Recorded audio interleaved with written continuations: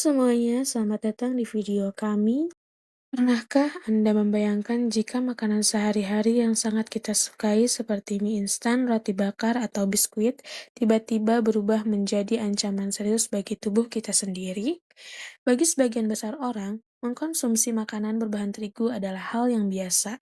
Namun, bagi sebagian kecil populasi di dunia, makanan ini bisa memicu badai penyakit di dalam tubuh mereka. Kondisi medis ini dikenal sebagai Celiac disease.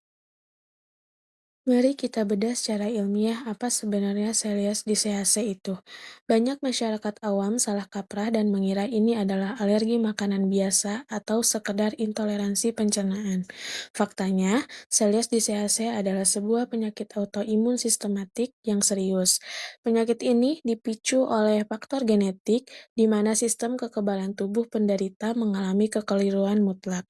Saat penderita mengkonsumsi protein yang bernama gluten, sistem imun mereka justru mengidentifikasi gluten tersebut sebagai musuh berbahaya, mirip seperti virus atau bakteri. Akibat salah deteksi ini, sistem imun tubuh berbalik menyerang jaringan tubuhnya sendiri, spesifiknya merusak dinding usus halus. Di dalam usus halus kita terdapat jutaan tonjolan kecil seperti rambut bernama villi usus. Villi ini berfungsi menyerap semua nutrisi dari makanan yang kita konsumsi sehari-hari. Pada penderita Celiac disease, paparan gluten yang terus-menerus menyebabkan villi-villi usus halus ini mengalami peradangan kronis, menyusut, hingga akhirnya menjadi gundul atau rata sama sekali. Bayangkan, sebuah sikat yang bulu-bulunya rontok hingga licin. Akibat kerusakan anatomi ini, tubuh penderita kehilangan kemampuan total untuk menyerap zat gizi mikro dan makro. Kondisi inilah yang memicu malnutrisi parah. Gejala umum yang sering dirasakan meliputi diare kronis yang tidak kunjung sembuh, perut kembung, sering mual muntah, hingga penurunan berat badan yang drastis secara tiba-tiba. Efek jangka panjangnya jauh lebih mengerikan, mulai dari anemia defisiensi besi akibat gagal menyerap zat besi, osteoporosis dini karena kekurangan kalsium, kelelahan ekstrim, bahkan gangguan kesuburan.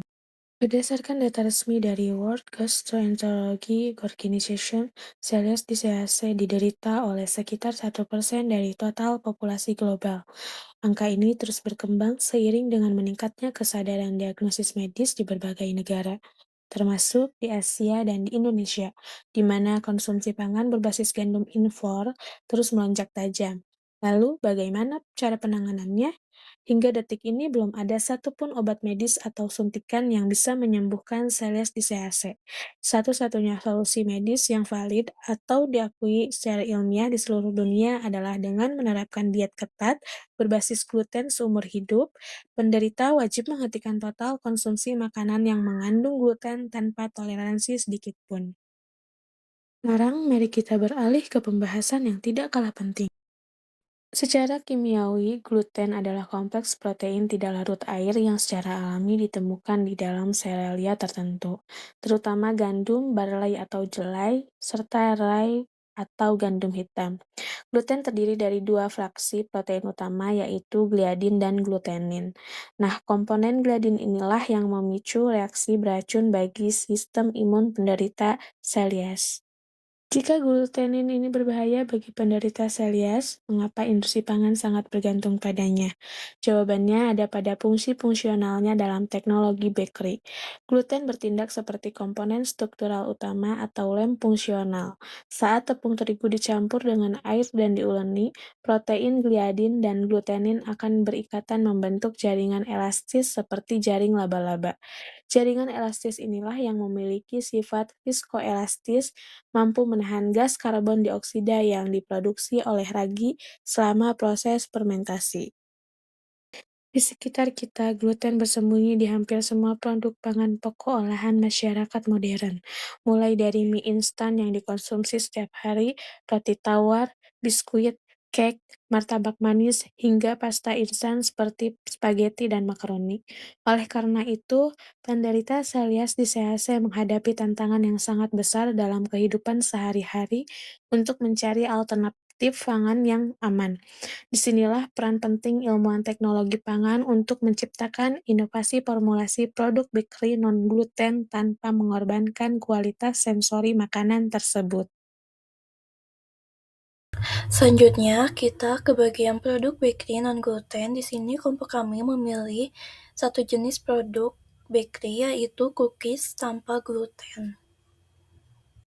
Nama dan konsep produknya yaitu Choco Mocha Cookies non-gluten atau bebas gluten. Produk bakery atau kue kering yang dikembangkan sebagai alternatif bagi penderita penyakit diabetes, celiak, autisme, atau individu yang memiliki intoleransi terhadap gluten dan kasein dengan memanfaatkan bahan dasar umbi-umbian lokal sebagai substitusi tepung terigu. Adapun target konsumennya yaitu penderita diabetes, penderita celiak, dan penderita autisme atau ASD, dan individu dengan kondisi kesehatan yang memerlukan diet bebas gluten dan kasein seperti ADHD. Adapun bahan baku utama dalam pembuatan cookies non-gluten yaitu tepung porang digunakan sebagai pengganti tepung terigu dalam pembuatan gluten-free cookies. Dan selanjutnya ada tepung mocaf, yaitu tepung singkong yang diproses melalui fermentasi biologis. Dan ada tepung gembili dan tepung talas, yaitu alternatif umbi-umbian lokal lainnya yang digunakan sebagai bahan baku tepung bebas gluten.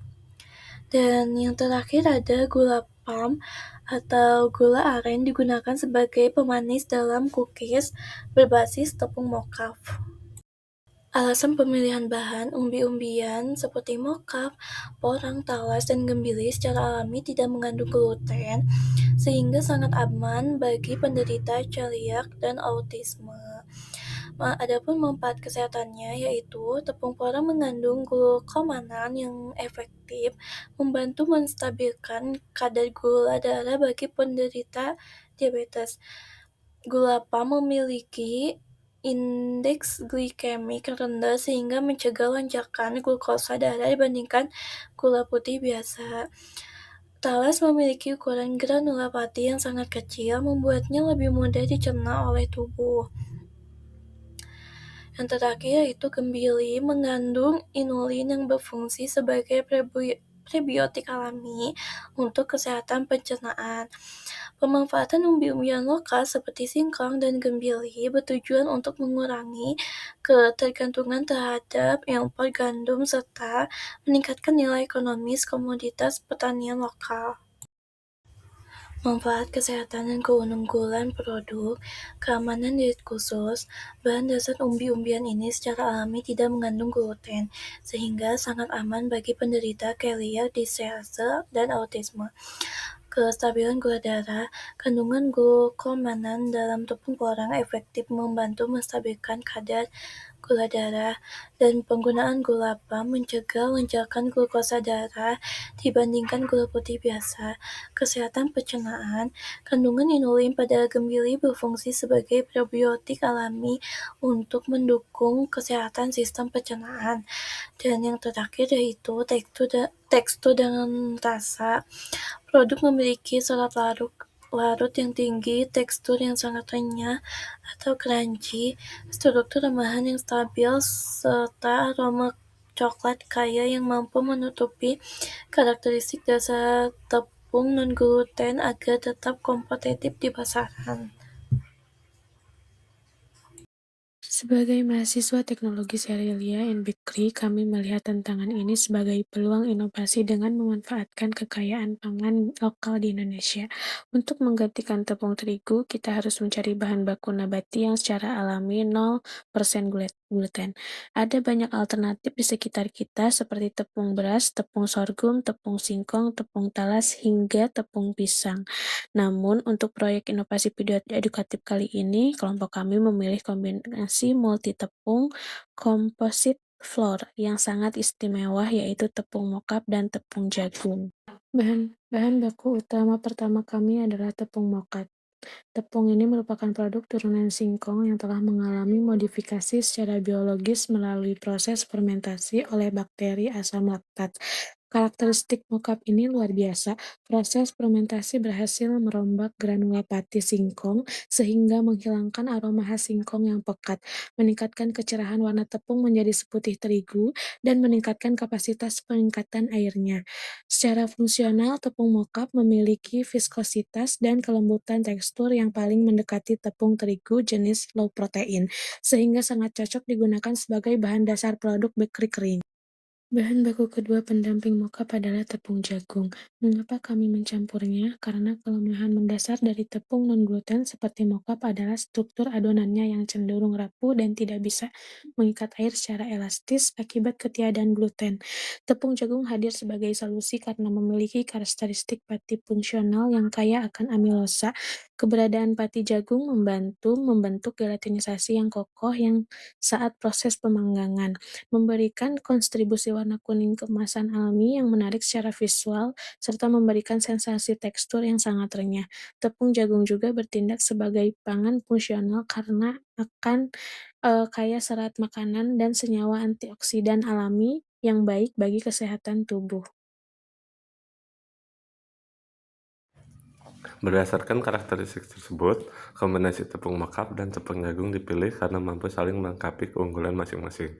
Tepung mocap berperan sebagai bahan dasar yang memiliki karakteristik paling mendekati tepung, sedangkan tepung jagung membantu memperbaiki struktur produk, meningkatkan kerenyahan, serta memberikan warna yang lebih menarik. Kombinasi kedua bahan ini diharapkan dapat menghasilkan produk bakery non-gluten dengan mutu fisik, cita rasa, dan nilai gizi yang lebih baik sehingga dapat menjadi alternatif yang aman bagi penderita celiac disease sekaligus mendukung pemanfaatan bahan pangan lokal Indonesia. Pengembangan produk non-gluten memiliki prospek yang sangat menjanjikan, terutama karena hingga saat ini diet bebas gluten masih menjadi satu-satunya terapi efektif bagi penderita celiac disease. Dengan mengonsumsi produk non-gluten secara konsisten, penderita dapat membantu proses pemulihan usus halus, mengurangi gejala penyakit, serta meningkatkan kualitas hidup dalam jangka panjang. Indonesia memiliki peluang yang sangat besar dalam mengembangkan produk non-gluten karena didukung oleh kekayaan sumber daya pangan lokal yang melimpah.